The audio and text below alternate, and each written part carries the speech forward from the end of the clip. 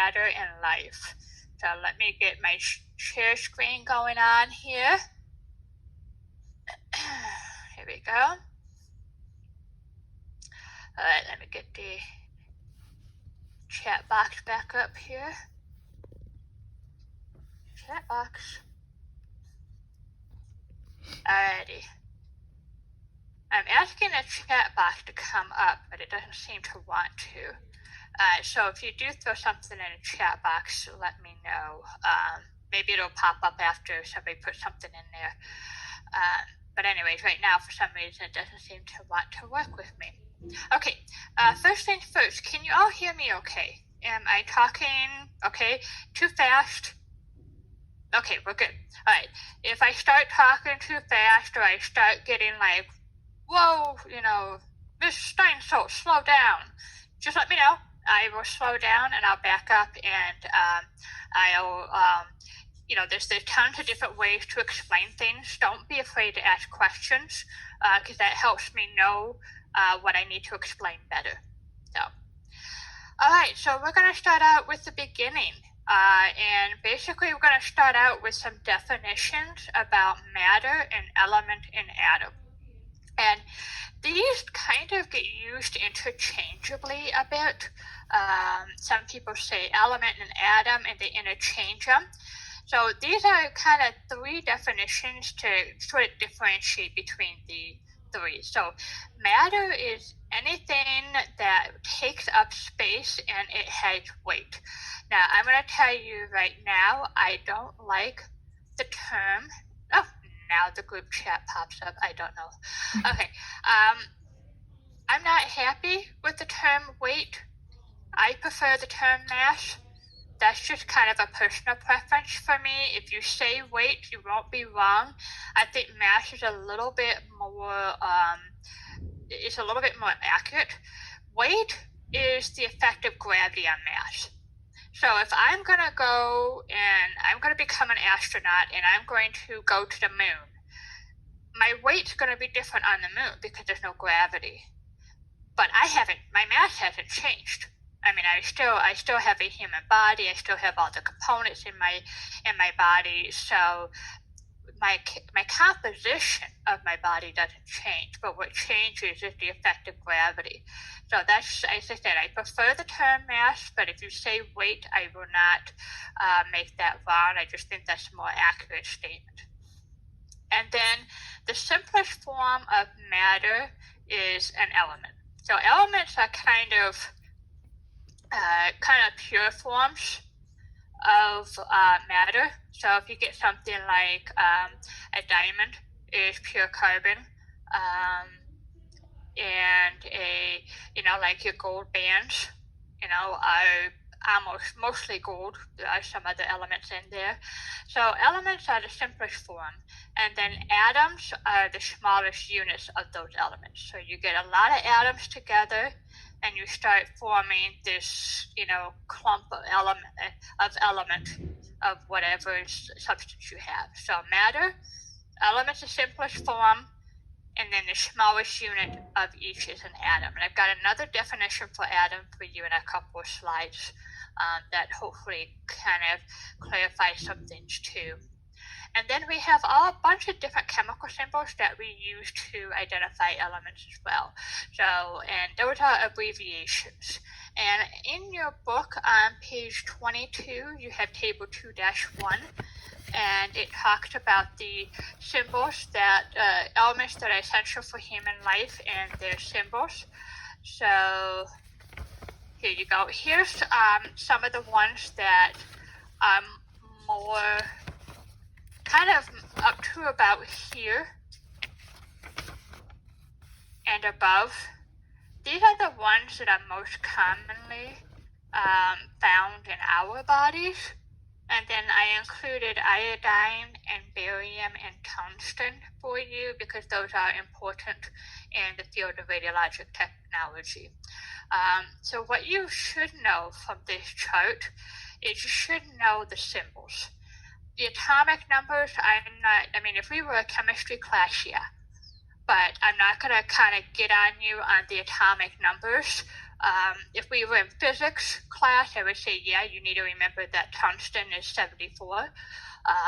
But for our class, I want you to know the name and the symbol. Just be able to identify it. And as you can see, here's an example. Potassium has K and phosphorus has P. Sodium has Na. So the symbols don't always make sense with the name of the element. So these are the ones I really would like you to know the most out of that chart on page 2-1. But like I said, don't worry about memorizing the atomic number because you're not going to use that very much in this class. Ms. Steinsultz. No. So here's the definition for the atom. It's the smallest particle that contains, we throw in another phrase in here, it contains the properties of that element. So when you start subdividing the atom into the different subparticles that we have, then they start losing the properties of the element.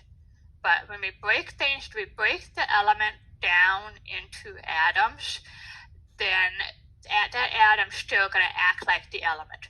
One atom of gold is going to act like gold. One atom of carbon is going to act like carbon. But once you kind of drill down into the subparticles of the atoms, that's where it stops. That's where it doesn't act like whatever element it is called anymore.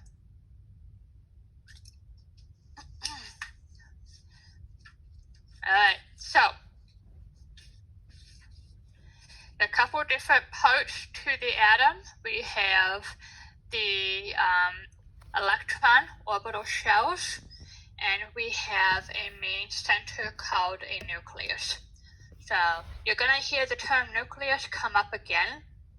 So basically, any kind of round structure in a center is called a nucleus.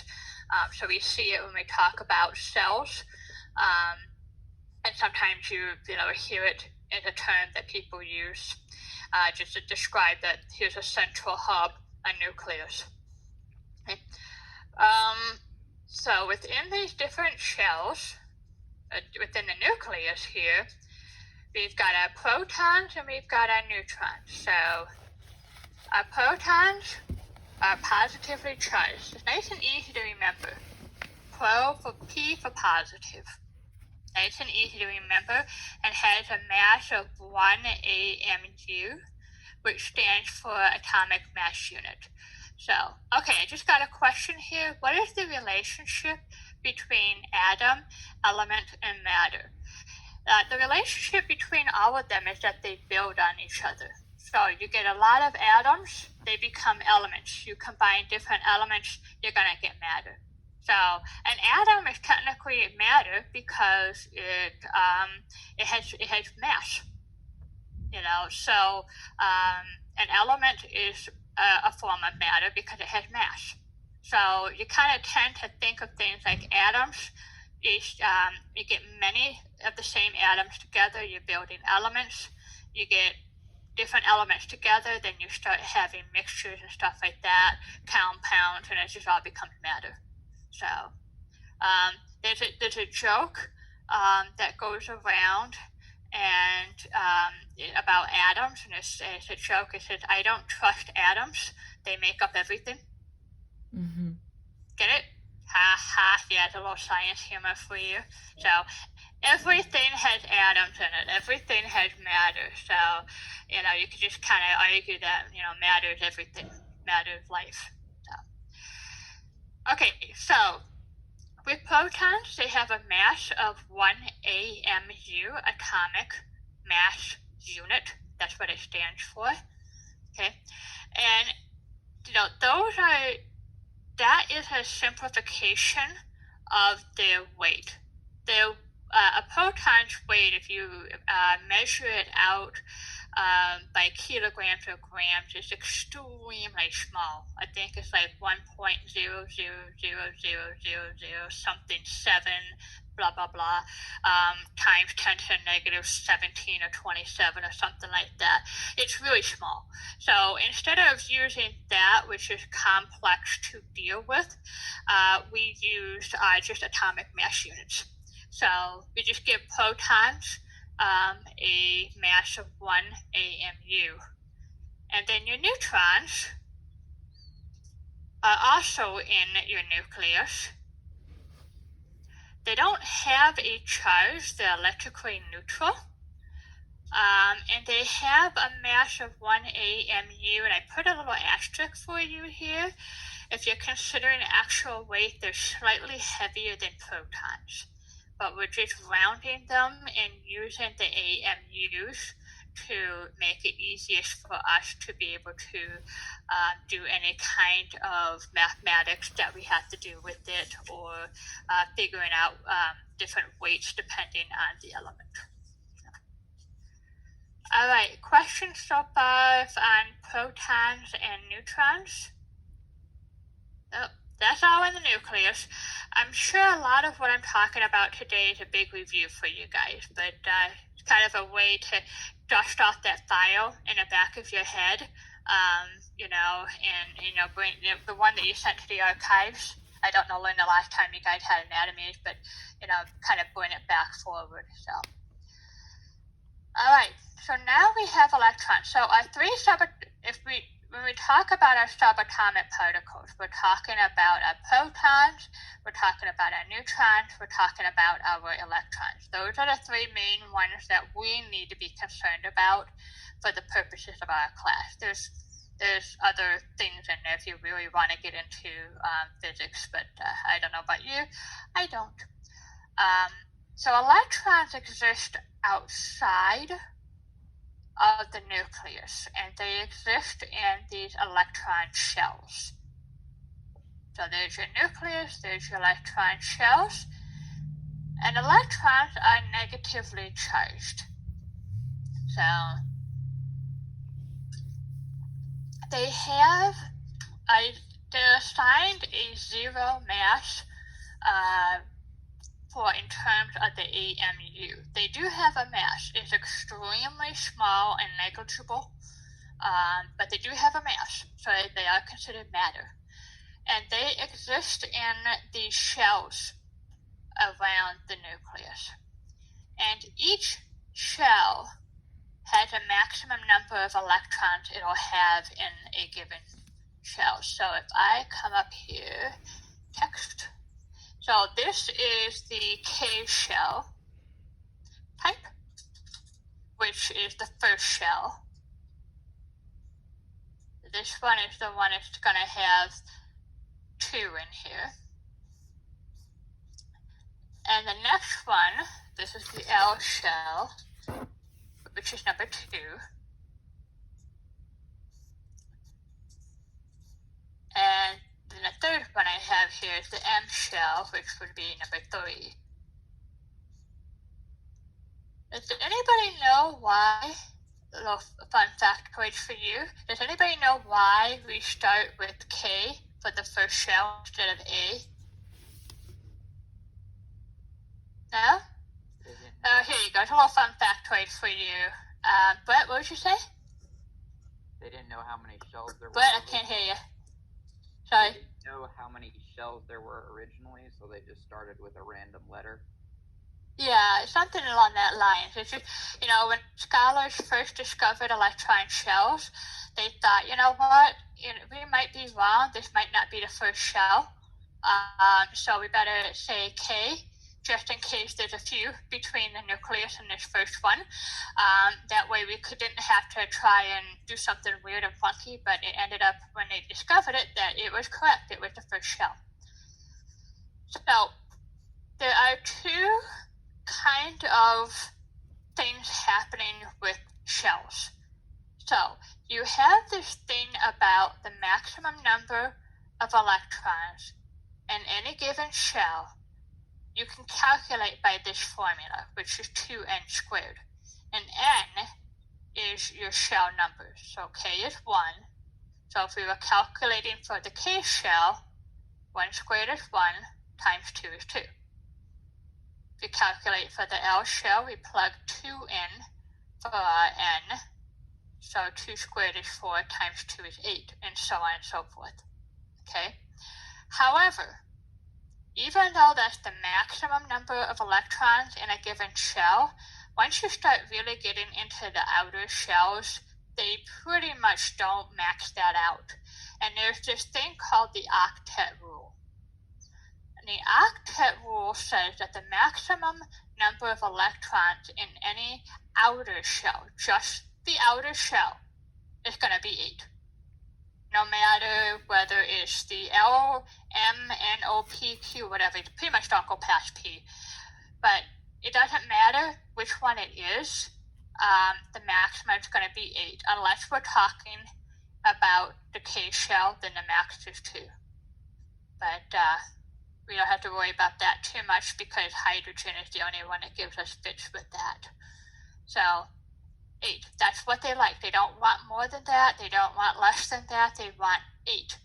And if they have 8 electrons in the outer shell, the atom is happy and it's stable, and it doesn't. So based on that information, some of the properties of your different atoms are based on the number of electrons in the outer shell, as well as the atomic number, which we'll get to in a minute. So if you look at figure 2.1 on page 23 of your textbook, it shows here, your basic, periodic table. And over here in red, so we have helium, neon, argon, krypton, and xenon over here. These are your elements. These have 8 electrons in their outer shell naturally. So they're very non-reactive. They're called noble gases. So we use them to light up our signs. And, if you want to take dip a toe into the Marvel universe, we can fight off Superman with them too. So, I dip my toe into Marvel and DC Comics and all that a lot, so be prepared. As a matter of fact, Star Wars is the greatest ever. There's no discussion, period. Okay, so, all right, anyway, so, any questions on electrons? I think I got everything I wanted to talk about that. Any questions on electrons? I have a question. Okay, if you have a question, speak up a little bit so I can hear you. I have a question. Okay, go ahead, Tia. For one of the objectives questions, it says describe electron arrangements in an atom. What could I put down for that? Describe what? Electron what? Arrangements. Let me bring up is that in the objectives? Yes, ma'am. Yeah, okay. Let me bring up the objectives so that I can follow what you said here. Just so that I can make sure that that I'm hearing you correctly. Okay, so I'm just bringing up the objectives here. So number 2, describe electron arrangements in an atom. Is that what your question was? Okay, good, thank you.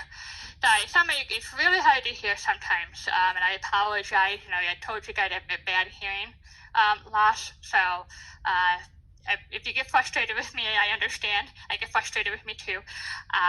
Don't forget to write something. So when we're discussing electron arrangements, what we're talking about there is how the atoms are arranged in electron shells.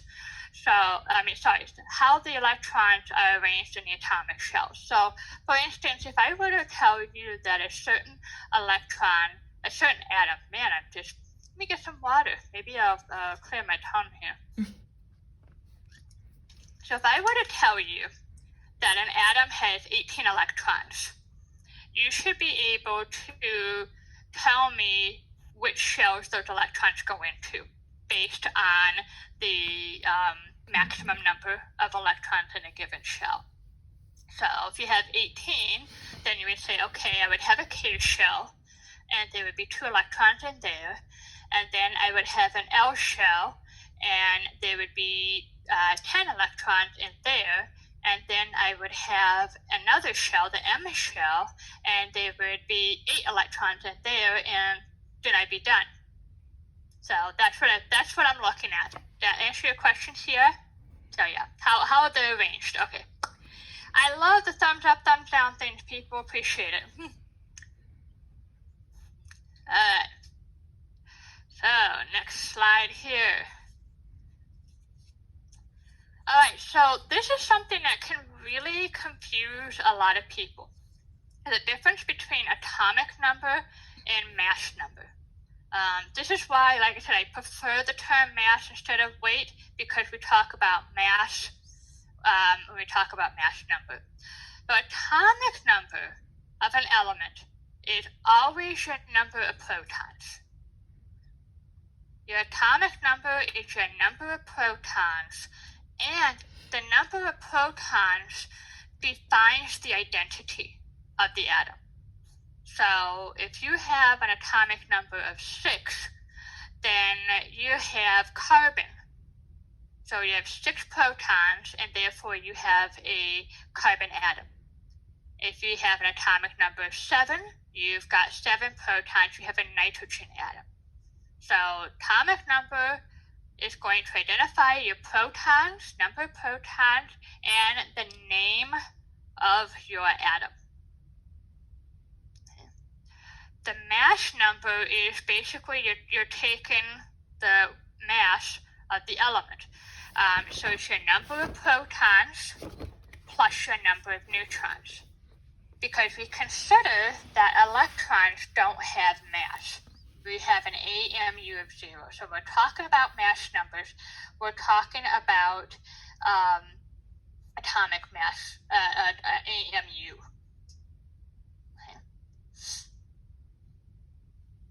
So those are the 2 different ones. So make sure you keep those different in your head.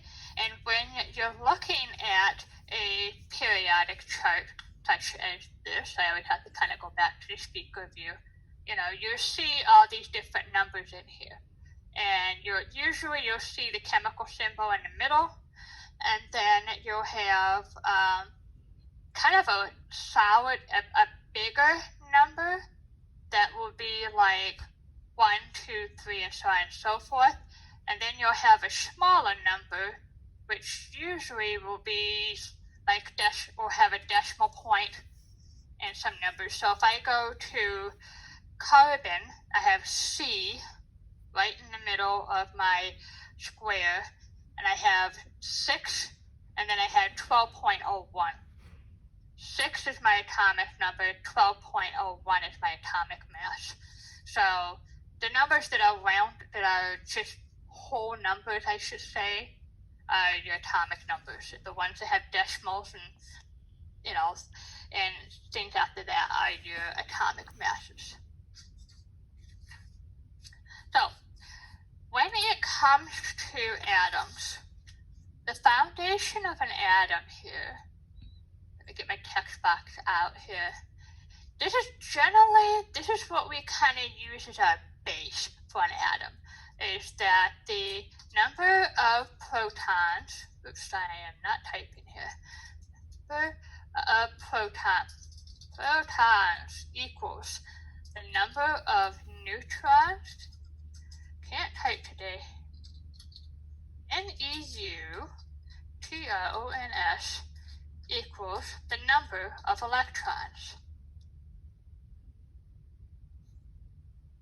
That's our base for every single atom that we have.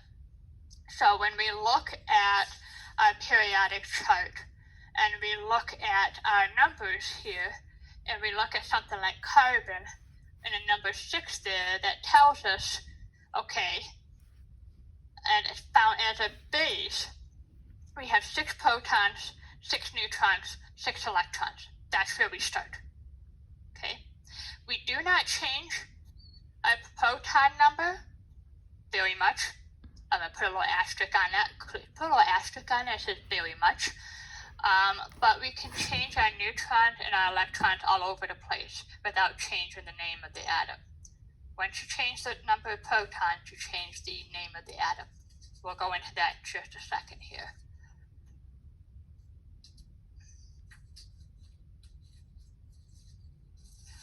Alright, so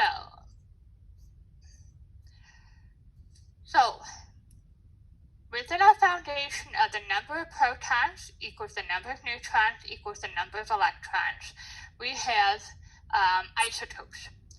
And an isotope is an atom that has a different number of neutrons than we would expect it to have. So it deviates from that base foundation of the number of neutrons that it's supposed to have. And when you add neutrons, you change the atomic weight, and you change the atomic mass essentially.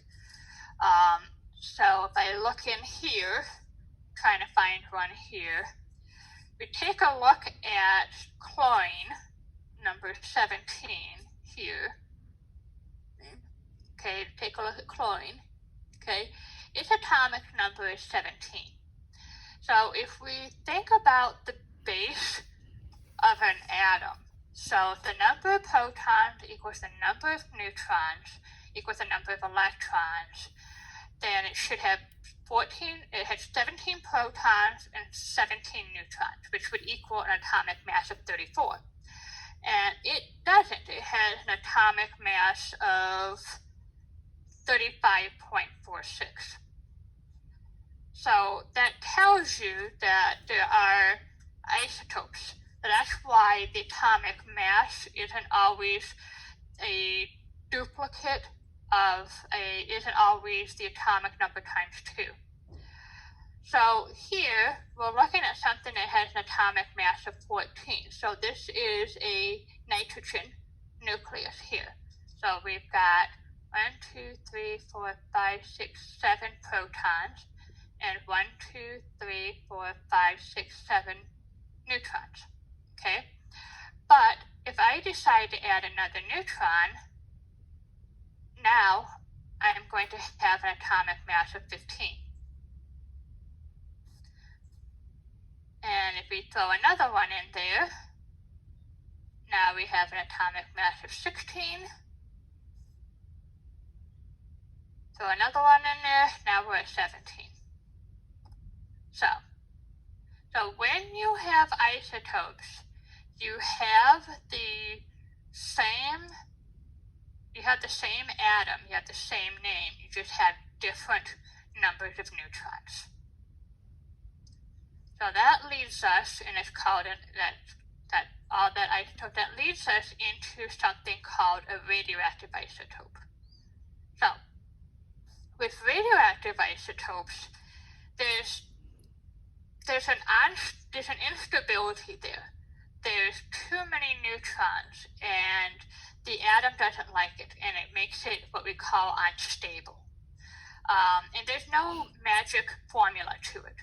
Some elements will be unstable when you add 3 neutrons. Some get unstable when you add 7. There's no magic formula. It's like every single atom has a different point in time in which they become unstable. But if they become unstable because they don't like what's going on in their nucleus, they're going to decompose. And when they decompose, they release particles or they release energy. And this is the foundation for radioactivity. You're going to learn more about this in your science classes with Dr. Noble if you haven't already. But just to kind of give you an idea of what happens is that this whole nucleus is just unstable, and then boom, it'll start spitting out different things to make it stable. It could spit out an alpha particle, it could spit out beta particles, it could spit out gamma rays. It's trying to release energy. So kind of think of it as, those of you who have kids who are home because of the pandemic and they're bouncing around the house, this is kind of what this nucleus is doing. It doesn't like being cooped up and confined to what's going on, so it's bouncing around, and eventually you open the back door and just let them out to the yard because they've got to burn some energy off, and that's what this radioactive isotope is trying to do, is say, get out there, go burn some energy off, go do something, and whatever you do, don't feed them sugar. So yeah, so it's kind of like something similar to that. So that is isotopes. And then the other one that is mentioned in your textbook, and I'm going to talk about it in another slide or so, is ions. But for right now, I kind of don't know why this slide was supposed to be a little earlier. I noticed it after I posted the copy of the PowerPoint. I didn't want to change it that way you guys wouldn't have to print out something new. But when I was talking about the atomic periodic chart, you also need to know your atomic nomenclature. There's a ton of different ways to write it. But essentially, you have your element symbol, whatever it is. This could be calcium, nitrogen, phosphorus, potassium, tungsten, whatever. You have your element symbol. And then you'll have at the top, you'll have the atomic mass. And at the bottom, you could write the atomic number. Most of the time, scientists don't even bother writing the atomic number because the symbol identifies the element, and writing the atomic number is redundant. So a lot of times you'll see something to the effect of, let's see here. Do I have it? My course objective. So you see something to the effect of, let me get a new page going here. Alrighty, so I've got this blown up a bit here, so just gotta look at this real quick. So we go to superscript, and I go 23, and then Na. That would be my sodium atom. So the other way you may see it termed as well is they'll say Na-23. Sometimes you'll see that as well. Generally speaking, if you see a chemical symbol and you see a number associated with it like this, they're talking about the atomic mass. Because Na sodium, it's going to tell you, oh yeah, that's got 11 protons in it. So, you just kind of know that, or you can look it up. So they don't tend to write it as kind of redundant. So go back to our PowerPoint. So that's just wanted you to be aware of that. Okay, so let me just talk real quick about, I'm looking for something here. I was looking for a whiteboard. Here we go. So got a whiteboard popping up here. So let's talk about ions. And I apologize, I am not a drafter or by any of that nature, but we have a atom. So there's one shell. See, I told you I'm really bad. I'm better on the board at work. So here's your nucleus. So here's 1, 2,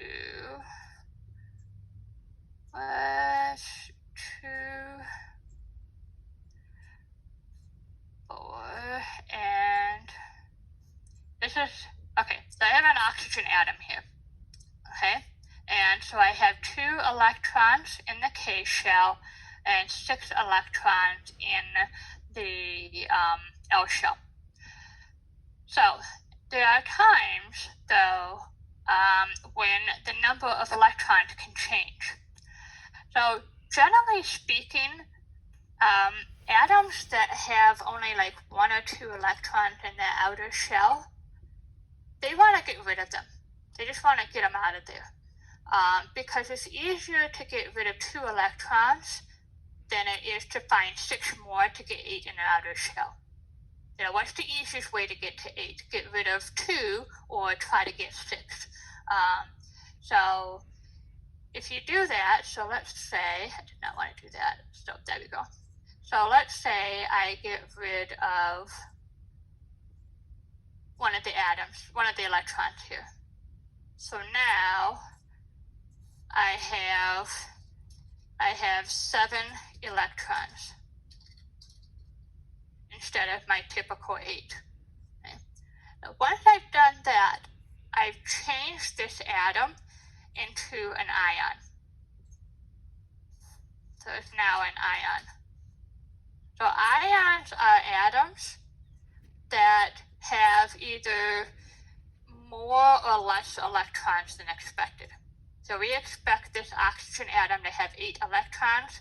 If it gives one up, now it has 7 electrons.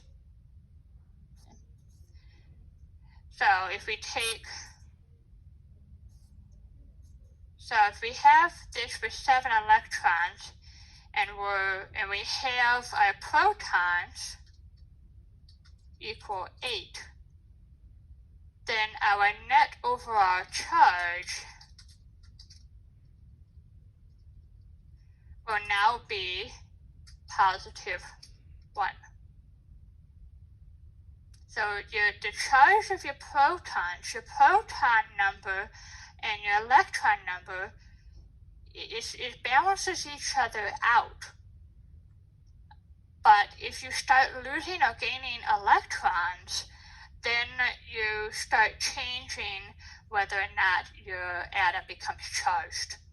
So if you lose electrons, you have fewer negative charges to balance out the positive charges. You're going to end up with a positive overall charge.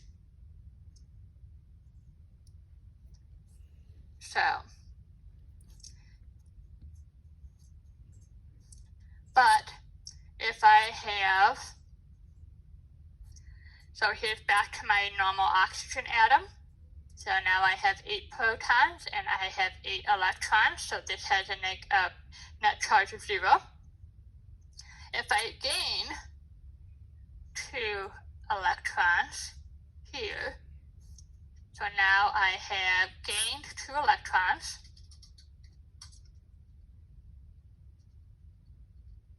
And so I have 10 electrons and 8 protons, then my net charge is negative 2. It's my overall net charge of the atom. So when we're dealing with charges in the atom for right now, we kind of deal with the overall charge of the atom. So, questions about that? So, ions, isotopes, radioisotopes, make sure you can differentiate between all of those. Hang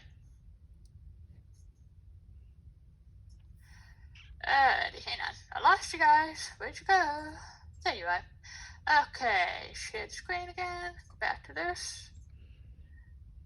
Okay. Alrighty, so we pretty much don't exist in this world without atoms combining together. I mean, we're a combination of millions of atoms. Each one of us is a human being, millions and billions. There's probably so many that our mind can't comprehend the number. And we've got to find a way for all those atoms to stay together to create compounds, or else, we just sort of we'll literally fall apart. So there's a few different ways that atoms can stick together. So we have something called ionic bonds, and then we have covalent bonds, and we have hydrogen bonds. Those are the 3 that we're going to study mainly in this class today. So ionic bonds are those where an atom that may have too many electrons in its outer shell is going to give up an electron to an atom that doesn't have enough. So when I talked about atoms that have only 1 or 2 electrons in their outer shells, they want to get rid of them. Go on, get out, go. because I've got a shell down here that's got 8 electrons in it, and I'm happy with that. But conversely, those atoms that have 6 or 7 electrons in their outer shells, they just got to get one more. So they're on the hunt. They're like, no, where's electrons? Where can I get one? Give me. So these ones that, that have too many electrons in its outer shell, it's easier for them to give one up. Will, they find a willing partner in these atoms that want to take those. So what happens, though, is that it creates these atoms with opposite charges, and then they are attracted to each other. So kind of look at an example here. So here's sodium, and here is chlorine. Okay, so sodium only has 1 electron in its outer orbit. So, and here's 8 electrons right here. So just it wants to just get rid of that 1 electron. Go away, get rid of you. But chlorine here only needs 1 more electron. So sodium, ever so nicely, will give up its electron and send it to the chlorine atom. And the chlorine atom's like, thank you very much, I'll take that. Why don't you come in? I got a nice little comfy spot for you right here. You can sit next to, Sally right here, and all's right with the world. What ends up happening is that now sodium becomes positively charged. Okay, it just gave up an electron, so now it has more protons than it has electrons. And when it's positively charged, it is going to be a cation. I'm saying that a little bit wrong, but it's just, I want to emphasize it. Cation. That's the name of an atom that is positively charged. And then this one here that becomes negatively charged is called an anion. So the easy way to remember this, depending on whether you're a cat person or not, is cats are good. So they're positively charged. If you're not a cat person, that might not work for you, but cats are good, so it's positively charged. And then the other one is anions. So I think my computer just froze up. It did. Yeah. Stand by. If I lose you, I'll come right back, but I've got to let me try that first and see if that. Nope. Hang on.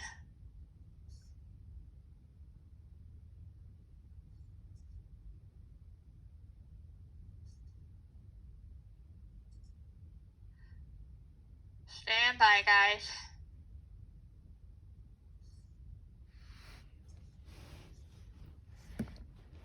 There you go. Oh, there's a Zoom outage earlier. Okay, that's good to know. I did not know that. Oh, wait a minute, it's starting up again. I think you're right, it had something to do with the Zoom outage earlier. Something weird is going on. It's completely freezing up my screen. You guys are freezing and everything. So it could also be my so come on, guys. I'm trying to do this without having to. It won't even let me access Task Manager. Alright, I might lose you guys for a minute, but I'll be right back. Why don't we just take, since it's 1:45, just take a 5-minute break. Let me just kind of get things rebooted here, and we'll come right back. Be right back.